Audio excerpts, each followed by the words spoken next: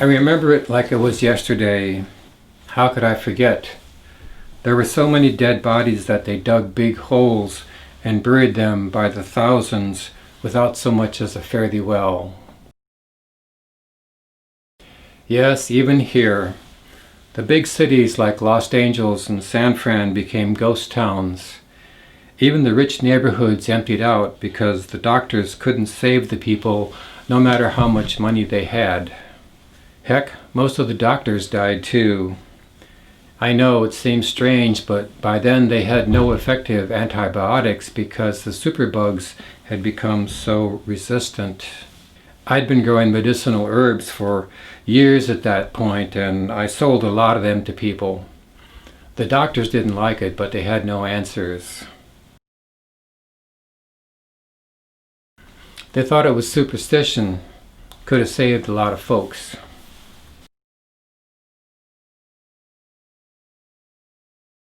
In 2019, everything seemed to go haywire with the weather. In the spring, there were massive floods that destroyed fields and livestock and a lot of our grain reserves. Whole towns disappeared in the mud. Unlivable, and nowhere to go. Suicides became common. Farmers had a hard time planting, and then the storms came and killed a lot of what had been planted. Same thing all over the world. In China, insects devoured the corn crop. Poland lost most of its apple crops, and the French wine farmers had to hire armed guards to protect their crops. The price of food skyrocketed overnight, and then food started to become scarce. They crawled into their holes and slammed the door. Some people thought they knew about this all along and kept quiet so they could save themselves.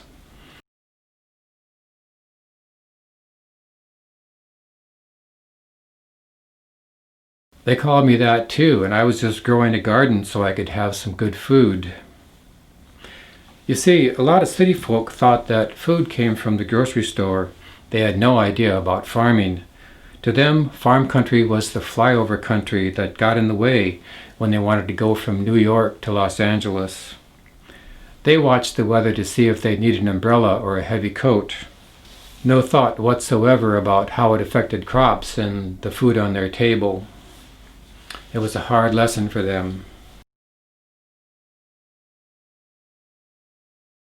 Well, no, they had nothing to spare themselves, and by that time they didn't want our money.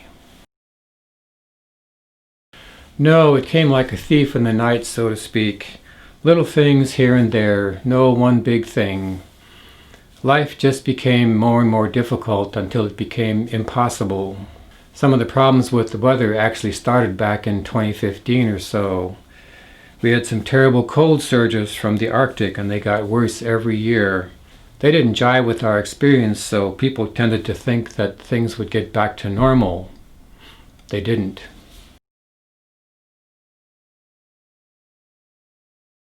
Who knows? Somebody threw a bottle at a cop, or a cop made a routine traffic stop. Somebody held up a store and got shot. Two neighbors got in a fight and people started taking sides. People had been on edge for years. In France and Hong Kong, there were months of protests demanding change. One cop can't stop 100 people. As the riot spread, people who had thought that guns were evil started lining up to buy one. When there were no more guns, they bought bows and arrows and baseball bats. People carried hammers and shovels from their tool sheds. Anything hard or sharp was seen as a potential weapon.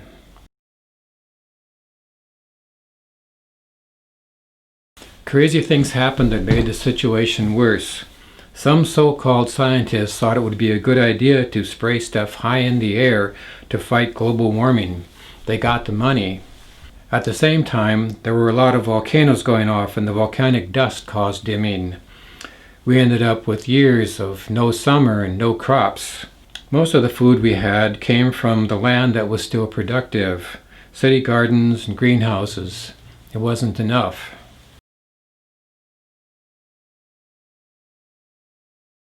One day in early July of 2019, the grain traders went from short to long, after hearing the new crop forecasts. We think it may have started in Los Angeles. The plague is always out there, but conditions have to be right for it to spread. We started hearing about some cases among the homeless people in LA.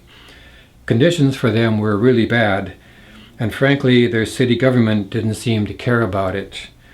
We had homeless more all the time in San Fran, but at least the city sent out crews to clean things up a bit. Not true in LA. A cop apparently caught it from the street people, but it wasn't until the food shortages got serious that it really began to spread. You know, hungry people have weak immune systems, and that makes them susceptible to diseases. People in airplanes carried it all over the country and to other countries. The authorities knew that this was happening, but they didn't shut down air travel because of it.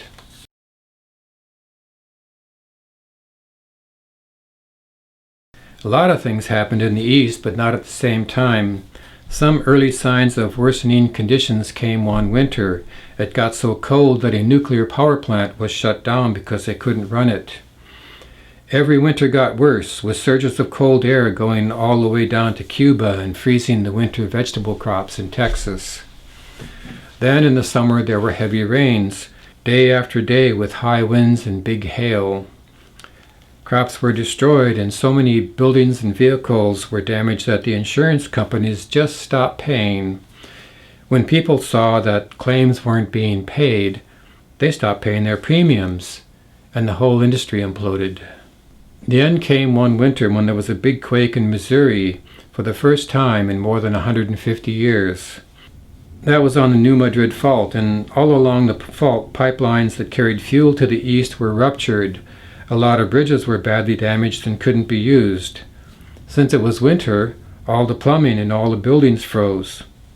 A couple of nuclear power plants melted down when they ran out of fuel for the diesel generators that supported them.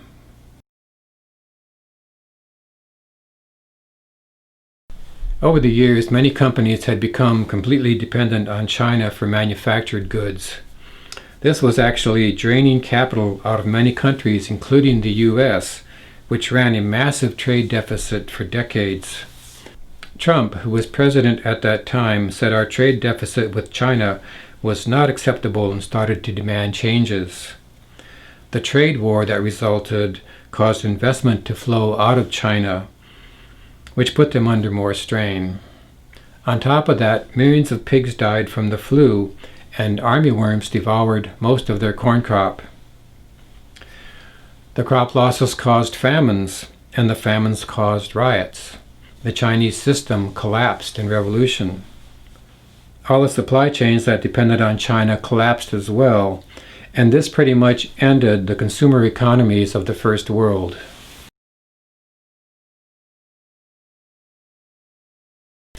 In India, they had been having crop problems, but the real crisis began when Indian cities started to run out of water in 2020. This had actually started with Chennai in 2019. Imagine Los Angeles or New York without running water. Chennai had 8 million people, and there were many more cities that had water problems, including Delhi. The bore wells, which had been in use for decades, went dry, and when the monsoons came, all they got was flooding. Many of the ancient water collectors had been neglected, and in any case, they would not have been enough to support the current population. Here again, the scope of the crisis overwhelmed the ability of the government to deal with it. Within a short period of time, there were riots, and then people began to die of thirst. Millions of people, tens of millions. Their society came unglued, and when it went down, all the computer work they were doing also stopped. Companies all over the world that depended on them were crippled. That turned out to be one of the strangest repeats in history. During the Roman Empire, North Africa was very fertile and grew a lot of grain for the empire, but it had been desert for 2,000 years. When the climate changed, North Africa started to get a lot more rain, and as a result, they could grow grain once again.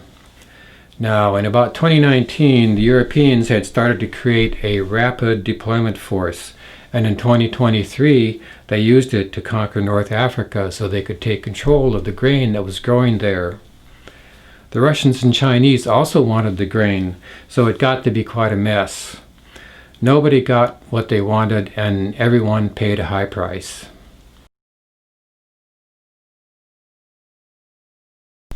No one knows for sure because the record systems broke down. A third to a half of all humans.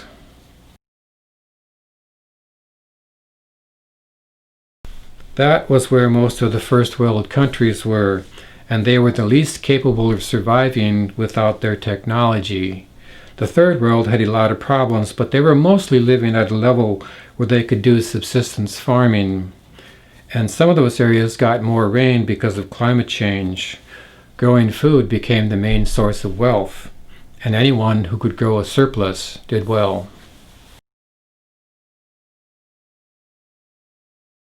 I was one of the people who knew how to grow food in the city, so I was protected. I needed it. Even before the collapse, hungry people were stealing food from gardens, and of course it got a lot worse. We did a lot indoors and on roofs because physical security was easier. At ground level, we had to have fences with razor wire on top, security cameras, dogs, and armed guards. Guards also rode on the delivery trucks. Some of the guards were soldiers who had deserted and brought their weapons with them, so we were well armed. At the same time, there were other soldiers who became marauders, and sometimes there were battles. I got grazed by a bullet once. People asked how this could happen to the richest, most powerful country in the history of the planet. Nature bats last.